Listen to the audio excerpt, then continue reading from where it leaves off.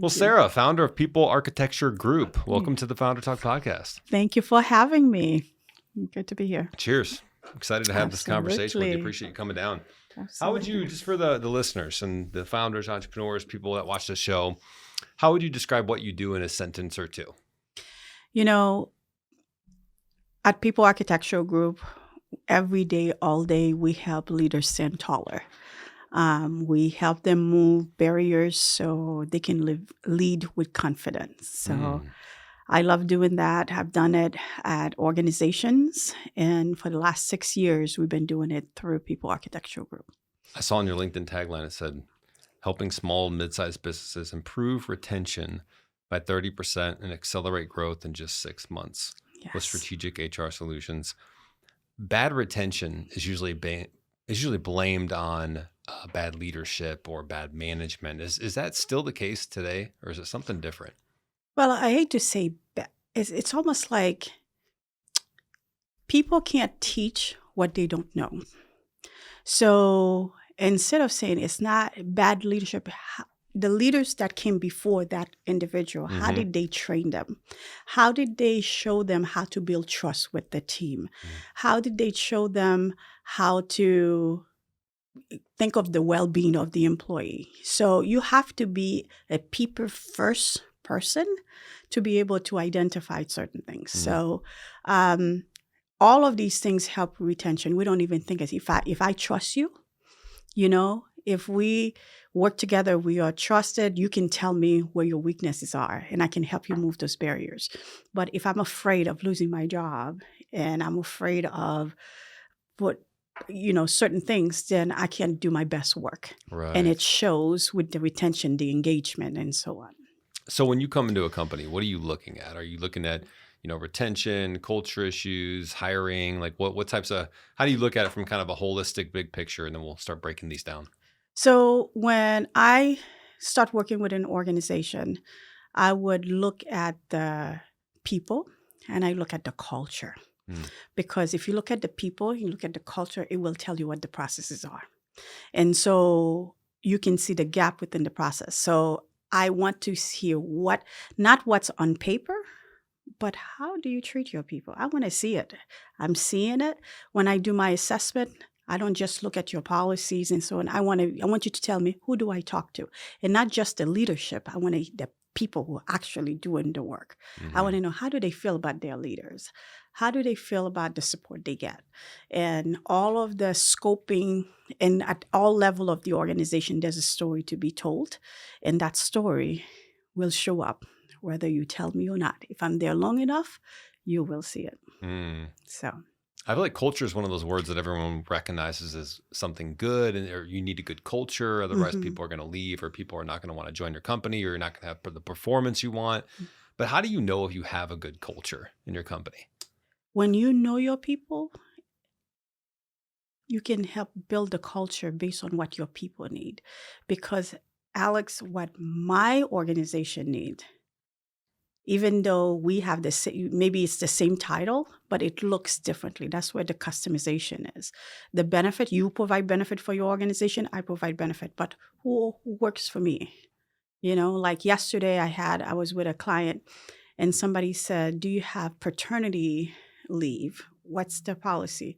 Well, there's nobody in the organization that is around that age. Everybody is a different bracket. That paternity leave, if I offer that, they don't care about that. Right. So what benefit are you providing? What are the policies that you have for your employee? All of that impact the culture that you are in. How are you treating them? How are you training them? Access to training, and so on and so forth. But how do you know if you're coming into if you're coming into a company? I guess you could do it for a country too. You could argue you get a lot to work on with our country culture right now. Let's not go there.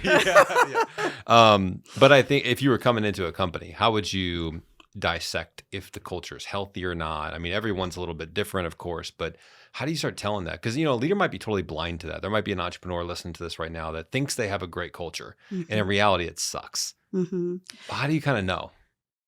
Well, I think a lot of organizations do what we call an employee survey. It's anonymous. People telling you what they want, what they need, how things are. And a lot of time when we read those results, it tells us where we are. These are the data that kind of help us understand. When you read what your exit interviews and how people feel about their manager, how people feel about the benefits, and so it's telling you the health of your culture. This is part of that MRI, right? When you read, if you do stay interview and they are telling you, so it's not me. I can try to get all that data together for you, but your people are telling you if it's a good culture. I feel when you hear an employee says, I need help, but I can't go to my manager for help because of retaliation. Well, I don't need to tell you this could be a toxic culture. You already hear it in there. Or they tell you, I have benefits, but I don't know how to use it. I don't know if I have questions. I don't know who to go to. What is it telling you? Yeah. So listen to your people, and it will tell you what kind of culture you have. Is it, or you go to an organization that says, you know what? I am provided with coaching. I am provided with, if I want to learn, I'm going to SHRM as an HR person. My manager encouraged me to grow, to go out there, to network. Well, do I have to tell you what kind of culture that is? Yeah. Yeah. So you have to listen. Your ears are there for a reason. And as a leader, you need to listen to your people. If you're not doing team meetings, then it's very hard for you to know how your people feel about what they are doing. If you see mistake over and over again and you wait till the end of the year to do a review instead of giving them feedback on a regular basis, that tells you what kind of culture you are in.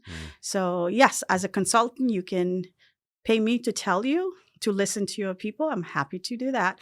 But some of you out there, you can do it yourself too. Part of what we do. Yeah. It's kind of like a good business when you're talking about your product or services. How do you know if it's good? You got to talk to the customers. You got to talk to the people that you're servicing and serving, and that's it, right? What would you say to a CEO or a business owner that says, we've tried to do the surveys before, Sarah, and no one really gave us anything, or people were kind of shy to put stuff on. Maybe they're a 5-10 person company. They're like, I know if, Roger's filling this out, he knows that if he puts this and this, they're going to know it's Roger. So it's not really anonymous. Are there any other approaches to getting people to kind of open up? Because I think that's where it starts, right? You got to get people to open up. What employees are very smart. We are all very smart people who work in an organization. When I give you a feedback, what do you do with that feedback? If you are sitting there, instead of saying, oh my goodness, there's a problem. And instead of you sitting and say, how do I help solve this? Instead, you're sitting here trying to process elimination. It must be Alex.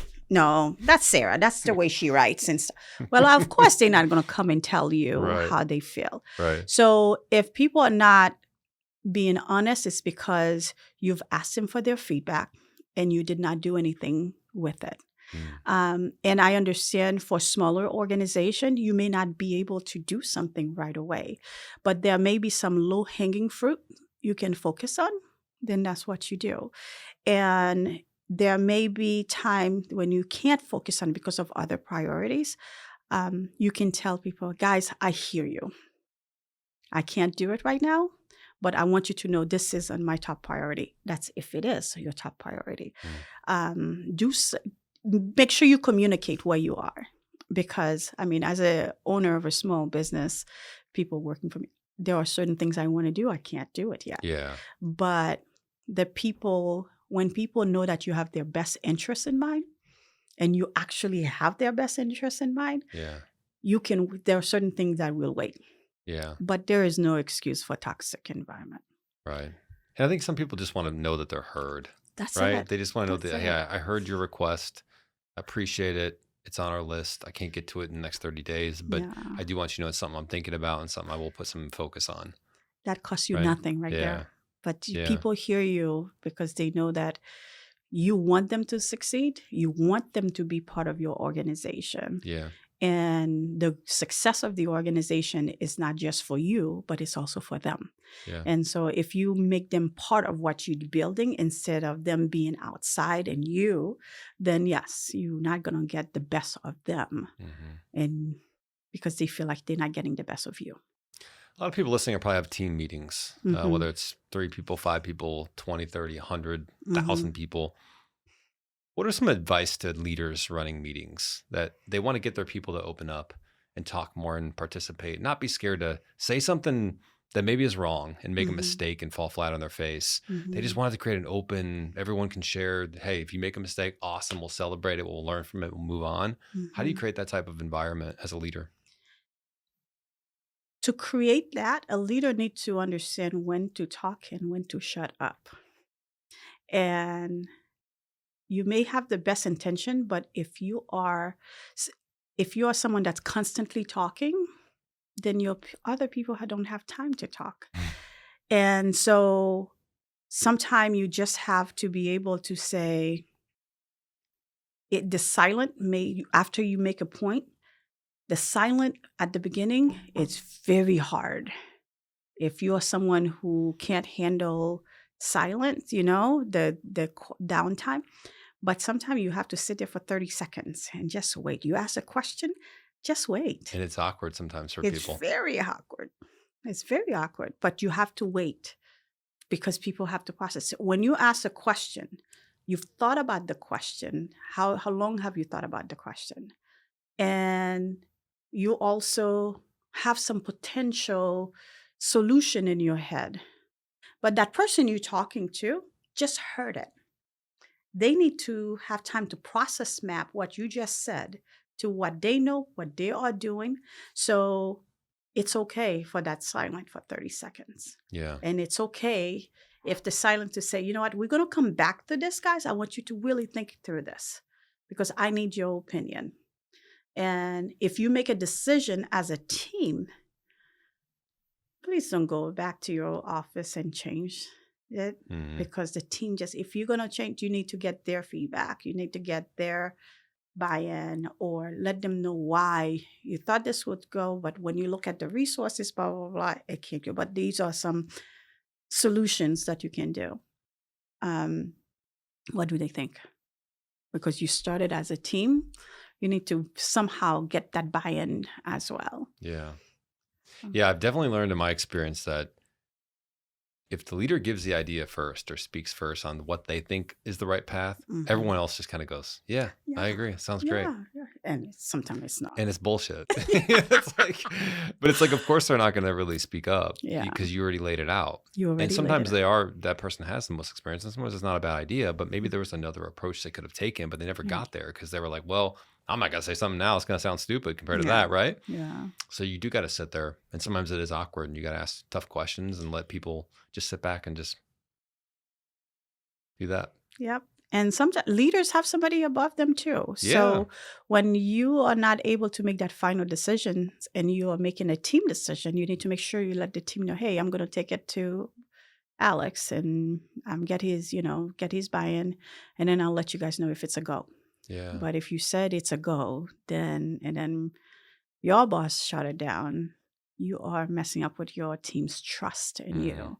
So, and it's okay if you have to get permission, and you need to talk to finance, you need to talk to whoever you need to talk to, but make sure that when you say it's final, it's final.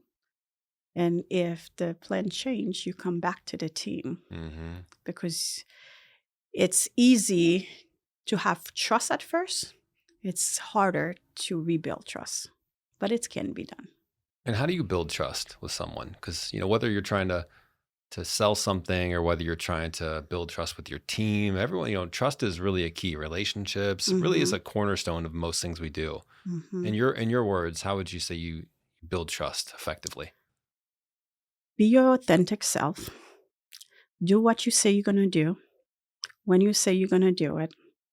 And if you can't do it, communicate it. Communication is like that glue of just letting people know I am who I say I am, especially with my team. I want to be there with them. and I'm not going to tell you go left, and then you really should have gone right, right?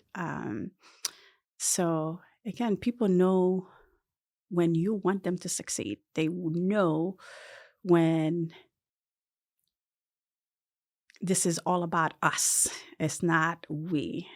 And please, leaders, don't take people's credit. When it's a team effort, it's a team effort. Yeah. That's a fast way to lose trust, right? Yes. I I did this. And I'm yeah. thinking, no, dude, it's we. We did it. We did it. Mhm. Or you did it. Yeah. You know, Leaders are supposed to not take the credit when the credit is due. oh my gosh. And then take the ownership and the responsibility when it comes to the doorstep. Oh my goodness. And some leaders, it's the opposite. They take all the credit, and then when there's something bad happens, they blame someone else. Sarah, breaking the podcast rules here. Goodness. Rule 101, silence the phone. Okay. The other thing we should always do is they always tell you you can build trust by when you know your name is being listed in a room when you're not even there. You know, I don't have a problem telling people that, you know what, this person did this. You know, we had a team meeting and this person did this. You give credit where, like you said, give credit where credit is due. So Right. I think that's a way of building trust. That's a very easy way to build trust. Yeah. So I heard the other day, it was just like a clip I saw, and someone was saying the fastest way to build trust is to give someone a compliment and is to relate with something to them, like have something relatable. How do you feel about that? I'm curious. They said it has to be a genuine compliment. You really need to know your people, because what matters to you may not matter to me, right? I don't care about somebody's compliment. Me too. That doesn't. Yeah. Sometimes especially most of the time it's not even genuine anyways. It's like, all right. I don't care about your compliment. You know, different stage in people's life, when you know who your employees are, what matters to them. That's why that communication is very important, to know where they are going. There are some employees where they are, the season of life that they are in, benefit is what's important to them. That extra, you know, they don't care, or they may not care about that money, but they want that time, you know, with their family or whatever. Yeah. Or that they are looking to be promoted and giving them that extra project to get some exposure. That's what's important to them. So give somebody a compliment. If it's not something that's important to them, it doesn't mean anything. Give them money, and money is not what's important to them. It doesn't mean anything. So you need to really know who's working for you and what's important to them. And you won't know until you ask them. Help me understand what's important to you. I agree. I'm not a fan of like the surface level. And I think in the context, like I was talking about how to build trust fast with like a new prospect or something that comes to your door. Maybe that works, but I'm along the lines of what you think, which is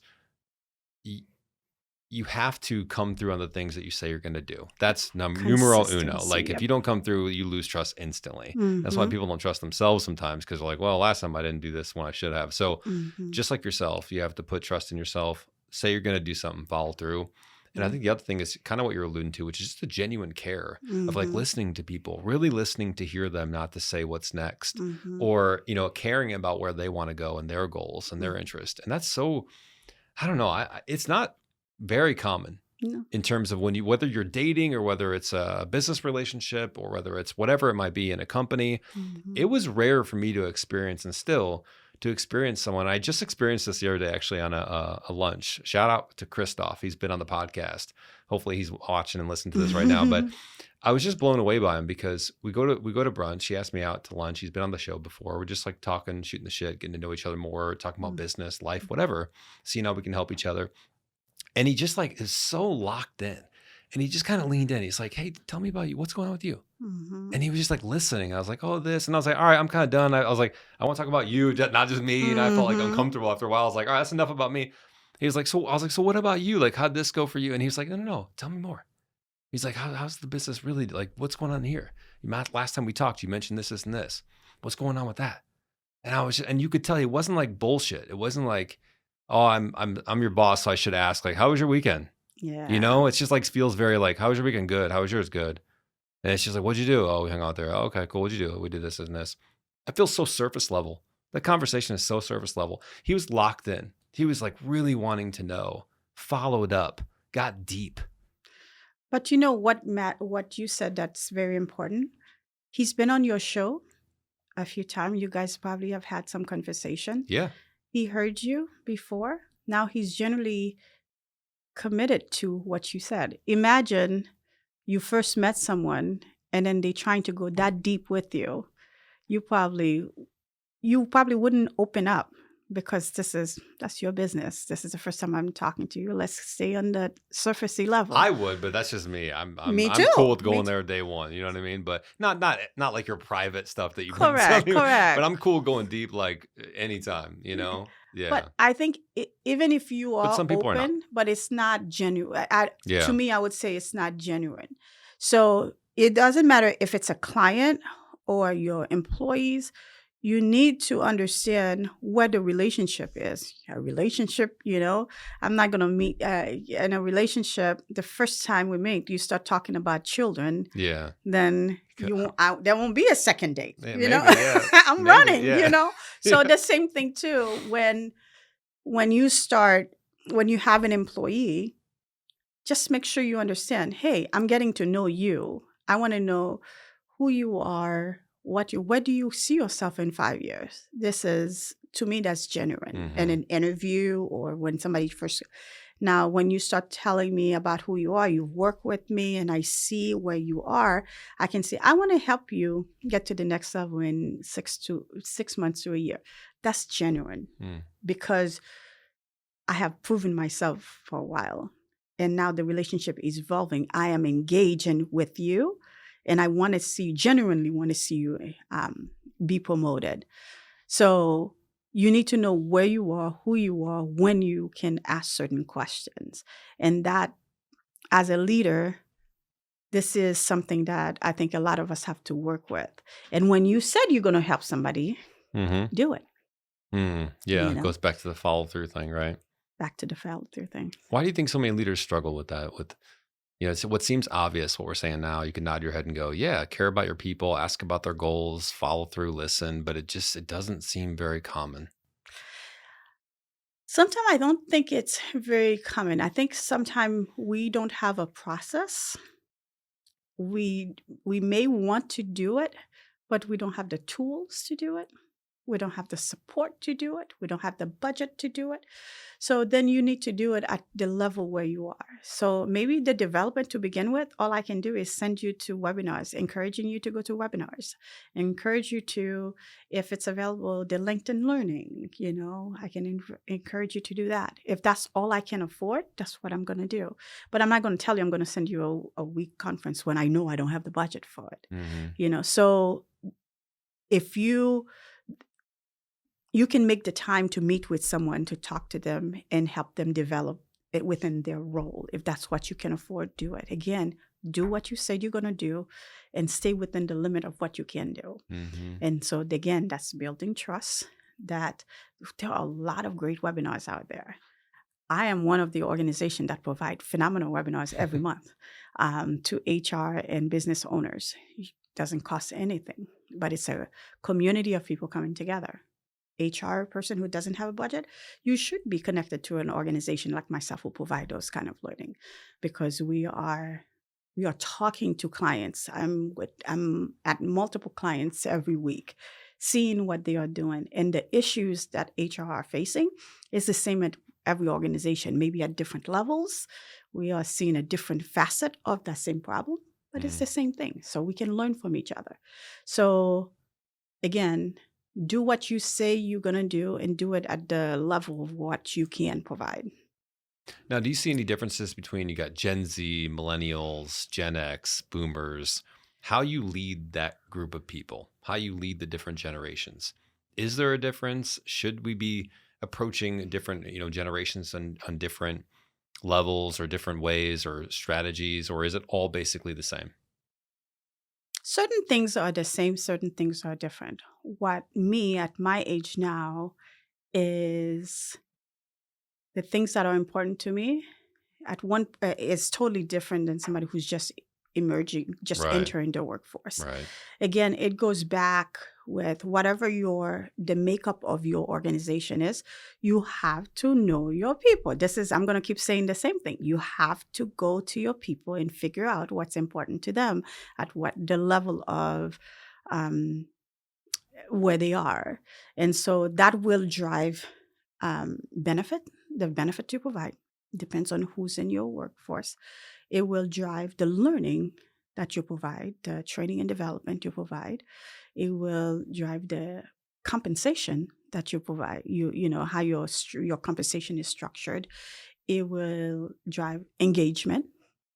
Everything that it goes back to who is my audience, right? That's what we do. Who are your audience? You need to niche your benefit to whoever it is. And you may have a variation of it because that's what your organization looks like. Mm-hmm. So know who you are, plan for those people, then they will be engaged. Because if you provide me some people, it's like, what's important to them is, the flexibility. When I had younger kids, that's flexibility. I will not come drive as far as I drive to come here. I wouldn't do that because I could be called any minute, Mm-hmm. So I wouldn't do that closer to end of school. But now I can't, Yeah. So again, it's where are you and what season your employees are, and that will drive the benefit and the things that you provide for them. That's people-centered Mm-hmm. HR. You have to think about your people, how the experience that they are having, how are they growing. You have to think about what's next for them. And how do you balance? I think this is sometimes a tricky balance for leaders and CEOs, anybody that has a team, genuinely caring about them and making sure you're helping them get to where they want to go. I don't want to say being liked because I think that's a trap. Mm-hmm. But the other side is sometimes you do need to hold people accountable, and you do have to be a little bit tough on them, and you do have to show that tough love. How do you see those two? I think some people are either one or the other, or they have a tough time like doing both. When I train leaders, one of the first things that I do in the cohort of training that we provide is that when you give in constructive feedback, you need to learn to attack the work and not the person. And you can be as tough as you can with the work, constructive criticism on the work that they do. But be very careful not to attack the person, because that person needs to go home and take care of those kids. They need to take care of their family. And I think sometimes leaders mix it too. You start talking about you, attacking you, and it just kind of, just kind of kill the person. And you start seeing that it's like when you attack me, then that's when I come out.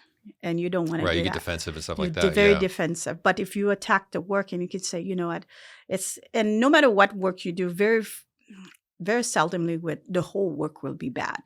There may be a section that's bad, but hopefully it's not the entire thing. Yeah.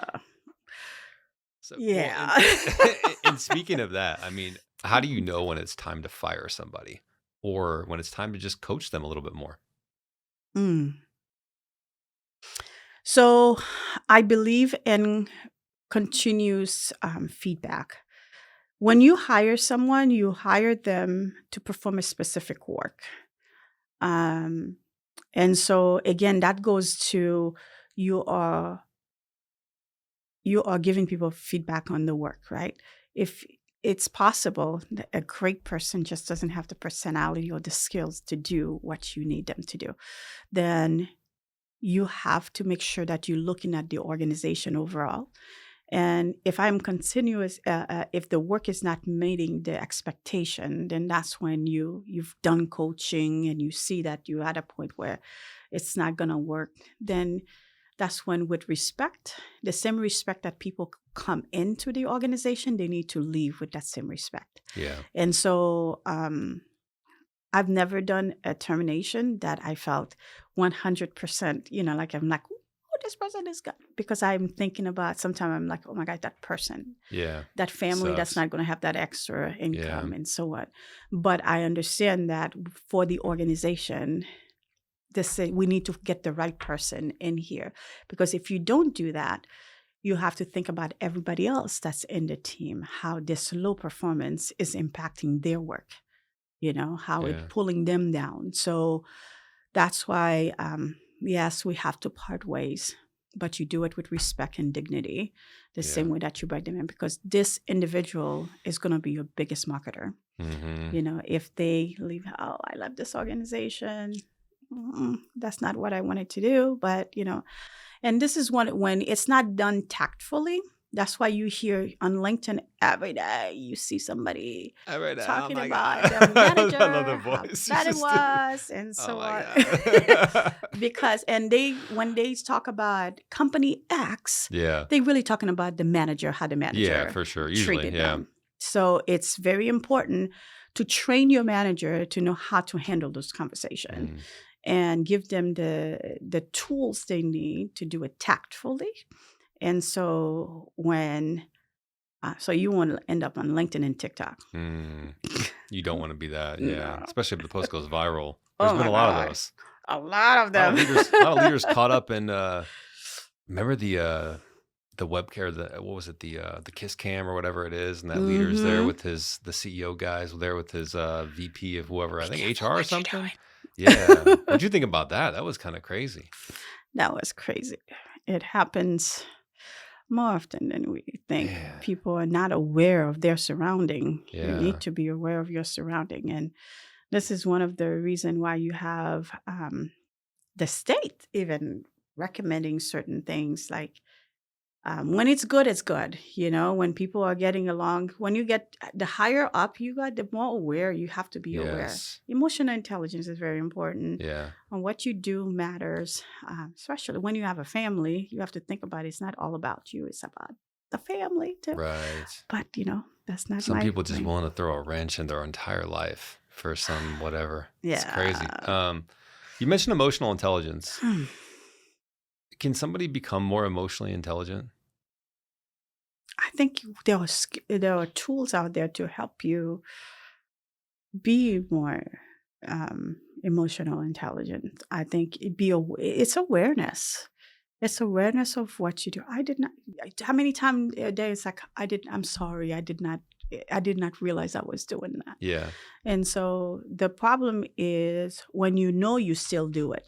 That's where the issue falls, right? And so yeah. So I think definitely there's hope for humanity. Yeah. So yes, we can. I think so. I mean, I think you got to be willing to work on it, like anything. You have to be willing to say, I want to get better at this area. Yeah. And I think a lot of it is awareness. I think it's like anything though. You have certain people that are probably just naturally very emotionally intelligent, and then you have certain people that are just not. We're not born with that necessarily, that talent, but they can still develop it. Absolutely. Just like anything, any skill set, whether it's a sport or an entertainment or a business, you are born with a certain level of talent typically. And then you choose what you want to do with that and how much you want to grow that. Right? Yeah. Anybody who wants to grow their emotional intelligence, and my good friend Farrah Harris wrote a book called Color of, I believe it's Color of Emotional. Oh God, I'm gonna butcher the name. Look up Farrah Harris. Look up Farrah Harris. You won't regret it. Yeah. Familiar? Yeah. She is amazing. She is amazing. This is her topic, and yeah. Cool. Somebody you should know if you're trying to develop that area. You definitely want to read her book and get some tips on it. She live around here? She does. She a founder? She is. We just gotta get her on the show. Where she live? Is she in the suburbs or city? Or she's in the city. Okay. But yeah. Sometimes it's a little far, but some people are. We've had people from the city come up. I bet you she probably, as far as I came, she would be coming. She'd do it. Yeah. Cool. Maybe that's the next person to come on the show. What about employee hiring? Do you deal a lot with that with companies? I do. What's the state of the state right now for hiring? What's the landscape look like for both companies and company branding, attracting talent, and then for the people out there trying to find jobs? There are a lot of talent out there. There are a lot of talent within an organization that needs to be developed. If you are out there looking for a job, keep looking. Don't get discouraged. You're going to find the job you're looking for. Continue to work on yourself. Continue to work on your skills, even if you're out of work, you'll get there. I think we're going to see a lot of organizations that kind of like pause their hiring last year. They just can't sustain it. This year, I think the market is really going to improve. You do? I think so. Why do you think they paused last year? I think there's a lot of things happening politically. Yeah. A lot of organizations who may have depend on government support or hiring or some uncertainties this year. Things, if your organization going to survive, it just can't stay the way it is. So I think there was a lot of uncertainties from that perspective. That is going to, some clarity is the things that we took away is coming back. I think I think so. I think it was the tariffs. I think it was a lot of the political climate. So. I mean, I felt that too. We all did. Everyone I talked to was like, everyone's kind of on pause right now. It's like July, August, September, October. Everyone's like, not sure what's going to happen. And then people are like, are we in an AI bubble? Is the stock market going to crash? But like, I don't know if I want to hire right now. Yeah, I just want to hold to see what's happening. I don't want to use my reserve and all of that stuff. But you think that's changing this year? You cannot sustain it. Yeah. People who you got to make a move. You have to make a move. Otherwise your competitors will too. Yeah. And I think the employees who are working overtime, right. They can only work overtime, then their well-being is impacted. So you have to bring support to them. Yeah. So that's my prediction. And then from a company standpoint, how do you create an unfair advantage in terms of attracting top talent? Like, what are some things you can do as a company? What can you do to attract great talent? I think that culture we talked about. Before you go and start bringing other candidates, take care of the ones that you have in here in your organization. I think if you have toxic environment and then you bring people in, they're going to leave because you have to fix what you have, and then you focus on bring others in. I think that is that is what you need to do. And then I think you need to focus on, again, we go back to the people-centered different strategy, trying to think about the growth of your people, thinking about the experience, talking about the well-being of your people. That's what, if you want to create an environment where people will stay, you have to be a people-centric organization and you have to build it. Don't just say you are. Don't just put it in your policy, but really live it. I've seen a lot of organization owners, managers, leaders who have good intention, but in theory. But when it comes to the day-to-day practice, they are not living it. So whatever your values are, whatever you said in black and white, live it. And if you do that, you will be able to attract and retain the right kind of caliber. Because if I know this organization, if I value learning, and you said your organization is a learning organization, then I am choosing to come to you because I thought you fit my box. But when I get here and then you are not a learning organization, I'm going to leave. So all that money you spent into hiring me, training me, and then 6 months down the road, I leave. You just open the window and just let it out. So again, do what you're going to say and say what you're going to do. And you will attract the right people. And the right people, if they find out that that's who you are, truly, then they will stay with you. And employees are not there forever. Some employees are not there forever. That's okay. But when they are there, if you do what you said you're going to do, you're going to get their best work. And they are going to be the best promoter of your organization to get the next person to replace them. I'm going to refer my friends to this organization because they treat their people well. Totally. Yeah. So, and that's, zero recruitment cost on that, That's nice when you got people referring. Zero. Yeah. I think about candidate experience too. What is the candidate experience when someone comes in to physically interview? If they're coming actually to the office and they're doing a walkthrough, and what is that experience like from the time they hit the front door to the time they leave? Did you absolutely wow them? I think about the same thing from the podcast. We try to have people's favorite drink there. We try to make them comfortable. We have a gift box. We give them a lot of great content after. We try to create an unbelievable experience. One, I think it's just like the right thing to do. And two, it helps you create more experiences for other people because they're more excited to tell the people about it, make them feel good inside. It was something different that they hadn't experienced before. Whereas you go to we've all been on interviews, and I worked for a recruitment company for 6 years, a large one, and we've all seen it. We've all seen people come into an office and like they're waiting in the lobby. No one's taking care of them. They come in, the manager's unprepared. They come in fluffing up resumes. So where'd you go to school at? It's just like they weren't prepared at all. Prepare for me. I think the experience is such a big one if you're able to attract them enough to get them to come to the office. And I think to your point, really aligning with what their goals are and interests are too. I think the candidate experience is very important because us HR, we can give you a good experience, right? But the onboard, that's where after the initial experience, it's very important on how the onboarding process goes. Yeah. Because us HR, we did our job. We we help you write a job description. We help you find a great candidate based on your requirement, and we give that employee to you. And Mr. Manager, within a month to 30 days, that employee is like, bye. Yeah. I can't do this. So you have to really have to think about it. A perfect example, I help a candidate find a job, and the candidate had a couple meetings with me, tell them about the organization.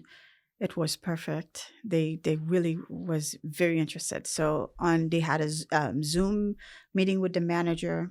Perfect. Now the employee, I always said, I do not hire people on Zoom. You know, everything can be done, but I always encourage to have an in-person interview. The candidate walked in there. She was like, Sarah, the moment I walked in there, I wanted to walk back. Within 5 minutes, I wanted to walk back. Whoa. It just felt like it gave me, it took her to a place she didn't want to be. Yeah, you can feel it sometimes. You're like, this is. So I was like, are you sure? She was like, Sarah, I cannot do this. I'm not gonna. They offered this person a job who has been looking for work for a very long time, and she turned it down because she chose her well-being. So now this company is a company that has a new leader trying to change the organization, but they are not ready yet. I think if they were honest in the Zoom interview, they were honest with what I was selling. Yeah. That would have been a different saying that, hey, we are in the process of turning this around from what it was to what it be. Then the employee this candidate would have walked in knowing exactly what she was walking into, and she have a choice to choose or not to choose this organization. That's why we have to understand, organizations need to understand, while you are interviewing and trying to get an employee to come to work with you, the employee also have a choice is also interviewing you to see if you are who you said you are. Yes. And so if you are in the process, if your policy said one thing, but what you do is something different, they will see it, they will hear it. And I'm very happy that this candidate saw this before she went in and trying to get into the organization. That led me to have a different conversation with the organization. Yeah. And so I can be able to find them the right person. So tell me where you are. So this is what the candidates say. Is this true? And I'll never forget the manager's like, Sarah, we are working on it. I think that's honesty. That's an honesty any recruiter can deal with. Yeah. It's a work in progress. Yeah. So any candidate can choose to walk into a work in progress, or they want to walk into something that is all finished. When the work is finished, give me a call. They have the choice to say that. You know, a thing I just thought of too that ties in with this is that I think employers should be sharing their vulnerabilities on the interview. Hey, here's some areas, we're going to tell you today all about how we're great and this company's doing this and our vision and our goals and our culture. But, we want to be honest about this is where we're struggling a little bit right now, This and is we're what, challenged, and yep. we're working on it, and we've got a plan in place to turn it around. But these are some areas that, we're trying to get better. I think anybody can deal with that honesty. Yeah, I think people would really appreciate that. Instead of, it's Absolutely. just like a sales pitch when like, this is so great, and it's this, and it's that, and it's this, versus the person that like kind of listens and kind of just shoots you straight. You build trust, I think, more that way, is 100%. Right away, you Yeah. have the trust. Yeah. So if you're somebody looking for a job, we all know people. I have a friend right now that's looking for a job. We all do typically at some point in time. Are job boards dead? Like, what would be your advice to someone that's looking for a job right now? It seems like it's just like so flooded. You feel like you submit the application, and then it's just like goes into some AI like algorithm, and like who knows what happens. I think last year I saw a lot of jobs that that were posted, but I think some of the organs, just like we were saying, there's a lot of people who are trying to see what's, how the Yeah. market is. I think they were just shopping to see what is trying to build a pipeline. And I do not like when organizations do that. Yeah. I think if That's it's illegal okay, to do, isn't it? it's okay. It's okay if you are building your pipeline. You need to say you're building your pipeline. But I think it's disrespectful to candidates who are looking for work. Totally. They fill out an application and then they go into a black hole, or 6 months down the road you call them. Well, a good candidate may not be available 6 months down the road. And so I think just having that initial conversation, letting people know where you are, if you start recruiting and the position become on hold, I think again that communication goes back to say that I am, the position is on hold, based on whatever. We will let you know when it's reopened, if that's the case. Yeah. But if you don't intend to hire, your job should not be on LinkedIn.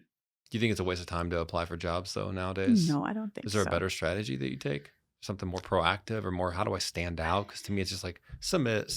I think reaching out to, I have a lot of people who reach out to me and will ask me, hey, Sarah, I'm looking for work. Do you know anyone? And sometimes it's not even in my areas of expertise, then I will find somebody, forward it on. I think reaching out to the hiring manager or the organization directly. Don't just apply and just sit, but do your due diligence and reach out and see what's going on. I think referrals is very good too. So if you're looking for a job, when I talk to people who are looking for work, I always ask them, tell me 3 to 4 companies that you would like to work for, because most likely maybe they don't have something posted, but maybe they are thinking about posting it. Yeah, so totally. Get in front of those individuals, reach out to them and see what's going on. If you have anyone who is looking for work in HR, finance, IT, and marketing, accounting, give me a call. Maybe I know somebody. Yeah. And these are the positions that we truly focus on. So give us a call and we'll see how we can support you. Yeah, I love it. And you've been in business how long now? February, 6 years. Wow. So I thought you were right around the same time as me. Yeah. So yeah, mine will be July, 6 years. Yeah. 2020, July 2020. Yeah. So you're February 2020? Yeah. Yeah. That's when I won my first customer as a side hustle at the time. And then I left my full-time job in 2020 or July 2020, recruiting company, Aerotech. Okay. Yeah. Oh, yeah. okay. Yeah. Yeah. So 6 years. 6 years. What, how's the journey been? And like, well, if you were to look back and I know it's always, I feel like the first 5-6 years are the toughest, they say, but, how would you kind of like sum up the journey so far? And what might you say to to yourself 6 years ago that was just starting? What do you feel like you know now? I feel like I just went through a PhD program. Times 20. times Yes, 20. yes. Yes. I think a lot of us, when we go into business because we love our areas of expertise. We love what we do and we do it well. And so we think, let's provide it to other people. But you don't see the sales, the marketing, the running a business that takes a lot of your time. Yeah. And so if I had to do it all over again, I'm sure there's definitely other things that I would do. Maybe there's definitely some other things I would do. I don't know if COVID kind of solidified me going full force the Same. way that I did. Because I had little kids and we were doing school on Zoom and I remember that. That was tough. I felt so bad for the teacher Oh my because gosh. we're trying to wrangle all the kids together and stuff. And it was just like, I mean, we all just did our best. Yeah, I had a first grader at the time, a third and a fifth grader. So I had to be home and you couldn't find babysitter or somebody for the No life one was of you. coming near to you do- with a 10-foot pole. Literally, Like, for 6 months, yeah. we saw no one but us, Yeah. you know? But I think I absolutely love where I am. I'm in this season. I think I will be here. I've always said, people will ask me, would you ever go back into organization? I say I never take it off the table. But for right now, I am exactly where I need to be. I hope this is what I do for the rest of my life. But if the time comes where I have to go, I think whoever would get me in-house would be a very lucky organization. Because the things that I've learned over the last 6 years is it's next level. Yeah, it really is. Oh my gosh, the resources, how to tap into resources and so on and so forth. So I absolutely think this was, when it happened, how it happened was tough. Learning has been steep. I wish I was starting out where I am today. I think. Can you imagine? If you knew the shit you knew, you go back, say, sit down, grab a notepad. We're going to be here a while. All right. You're going to take some notes and don't do this. That's stupid. You're never going to do that. Stay away from that. Do that. Focus on this. Stop getting away from this. It's like all the shit we all go through. Like, can you imagine how fast your organization, your company would grow if you could start today? Yes. Oh my gosh. And I'm sure 6 years down the road, we would say the same thing. I think so. I really think 5-6 years, you start to kind of finally hit your stride. I mean, every business is different, but I think consulting, coaching, that kind of stuff, more service-based, B2B service-based companies, I think it takes 5-6 years. And I've interviewed a lot of founders and they tell me the same thing. Yeah. Not that you're not doing well or making money in the first few years, but just really to where you feel like it just starts taking off process to a next level. Like, Yeah. And I think too, the other thing is the confidence. Yes. The confidence you have to say, can you help me? I don't know. And I think that's somebody yesterday I was talking to, and I said, that's the difference between when I was in an organization and now. I think in the past, you were so afraid of telling people your weakness. Yeah. When you because you think, oh my gosh, they might fire me if they know they know that. Yeah. Now I'm like, I need this company to grow. Can you help me? Yes. I don't care. This is where I am. These are the weakness. You so open to share. Yeah. You need to be able to share with the right person that you think can help you move the needle. Yeah, totally. Be careful of who you talk to. Yes. But people who can really help you, I think it's okay. And I think that's the growth and the confidence that you build. Where I think, you know what, if I can survive 2020 in business, I can survive 2023. Shoot, bring it on. That's right. That's So- right. Sometimes I just get out of bed. I'm like, let's go. Just kind of ready to go. I think you need to start the mornings like that. Yeah. Just have some we're going to attack today. We're going to go get it. Yeah. Do you have something here you wanted to share or no? No, I just Okay. I was just going to say, we have. I talked a little bit about my webinar. So anyone who wants to look on the website and see if there's any webinar, can do that. But I'm very excited to say last year, the year before, I was like, okay, we do webinars. How do we continue to grow? I was like, okay, I got it. So last year we put a one-day conference for HR leaders in Lake County, Illinois, and business owners who, one, maybe cannot go to SHRM, doesn't have access to so many things, so different learning. So we put this 1-day learning together that is touching on the main topics that helps an organization move the needle. And we had it last year in April, and I'm so excited that we are bringing it back this year on May 13th. So organizations that are looking for a place to connect, want to have a day pack of learning and giving you some strategies to help lead your organization more effectively, would absolutely love to talk to anyone. And I invite your community to this conference. Very cool. Well, and we'll definitely link up the website and all that stuff in the comments too. Absolutely. I want to end on this. These two here, your parents, right? Yes, those are my I know parents. you're a mother. My And mom and I'm my curious. dad. I'm a father. Most of our listeners are, fathers, mothers. I'm curious what they taught you, because they seem like they had made a pretty good impression on you, and you had a pretty good inspiration on your life and how you probably raised your children. I'm curious, what are some of the lessons that maybe one or two that stood out? My dad was Pastor Sidwan Lucian, and my mom was Athenian Lucian. They are, I'm going to cry. Yeah. Look at you. Why did you do that? I know they mean a lot. No, and it's an emotional. I know that they've passed away, right? They Rest in passed peace. away. My mom passed away December 2019. That is, I remember going to see her in September. And when I came back, I started thinking about why do I do what I do?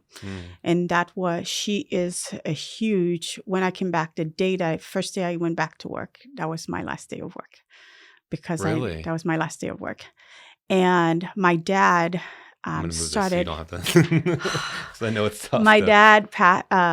My dad was 6 months after my mom passed away. My dad got COVID, and he passed away as well. They were married for 64 and a half years. And my dad started a ministry that have 130 churches in Haiti, 17 schools. We have my brother, who's over the ministry right now, started a university. And there's a lot of things going on in the ministry.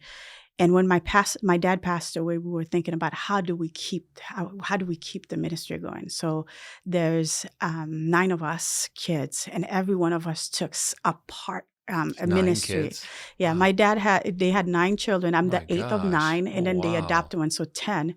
But 2 weeks before my dad passed away, my oldest brother passed away from COVID as well. Oh, jeez. And so there's 9 of us still here because of they adopted. So 9 of us still here. And I was thinking about, how do I keep my dad ministry going? 2 years before my dad's passed away, I started helping him with the schools. And I love education, and I wanted to take over that. So when he passed away, kind of accelerated that. So I took over the schools. And when I thought about, how do I keep going? What do I do? My dad's philosophy in life, he says, "Bai timonio chansio." This is a Creole word that says, give the children their chances. And when I started my company, everybody that I look at, how do I give manager a chance to support? So that's a part of my mission. Wow. And so my company, when I created it with a mind of, how do I help keep the ministry that my dad have alive, the schools that I am running, because I need to pay teachers, I need to pay, there's things that I need for the schools to run.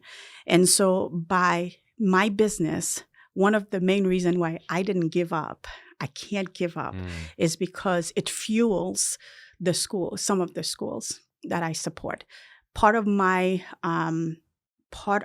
what I do, part of my profit goes to pay for school. Wow. So people who work with me, while I may not say it, you are part of a bigger mission. And that mission is educating kids that you will never know. My prices is no different than if you go somewhere else, but it's a mission base. If I could do that, supporting these kids, 100% I would. If I could, so I can't let People Architectural Group go, because it's bigger than me. Yeah. It's bigger than feeding my children here. Yeah. It's feeding something so much greater and bigger than me. And so I am I love my parents for giving us, for teaching us that everything you do is not all about you. It's a bigger mission. We are believers, so I believe that everything that I do it with integrity. I do it with love and passion, and I hope that when I help a business, that I leave my fingerprint in there, and that people see a light in me. When I give them hope, I help them understand that my saying is that your potential is beyond what you can see, and you have more value than you've ever been heard. So those people who are at organizations that they feel like someone is telling them that you can't, I want you to know you can, because your potential is there. What you can do today is great. Tomorrow is going to be greater than what you can do today, because that potential is increasing as you learn. And your value, if I take my diamond ring, throw it in the trash, that value is still there. So if you have a toxic manager who's talking bad about you, you are greater than what he or she is saying to you, because your value does not diminish. And this is the chance that I want to it's built into what we do in the training and development. That's why I want people, every training and development that I do, I start with a little mindset, because if your mindset is wrong, everything is going to be. And if the manager's mindset is that they're going to pour it on their team. So be positive. Make sure that you are right before you leave the door. Be all right before you start talking to people. It's okay that you have a meeting, you cancel it because your mind is not in the right place. If I talk to you because of everything that's just happened, I'm going to have a bad attitude. I will cancel that meeting with you, because I do not want that bad attitude to ruin you. I don't want to say something. I am better at not talking than have to say I'm sorry. Because when I say I'm sorry, you'll hear me, but you'll always remember what I said. So be okay to cancel that meeting when your attitude is, you're in the funk. So by Timothy chance to give people opportunity to grow. And that's what I do, everything to People Architectural Group. Wow. Thank you for sharing that. That's so cool. Yeah. Everything you just shared, so obviously comes through in this conversation. I think anyone listening would say the same thing too. Everything that you talked about today, I didn't know anything about your parents, but after this, it makes sense as to how you are the way you are, or at least in part. And I'm sure you pass that down to your kids too. I hope so. Yeah, I'm sure you do. I hope so. Sarah, I want to thank you for being on the show. I really appreciate you. This is a great conversation. I know our audience is going to get a lot of value from this too. Where can people find you, connect with you, learn more about webinars and what you guys have going on?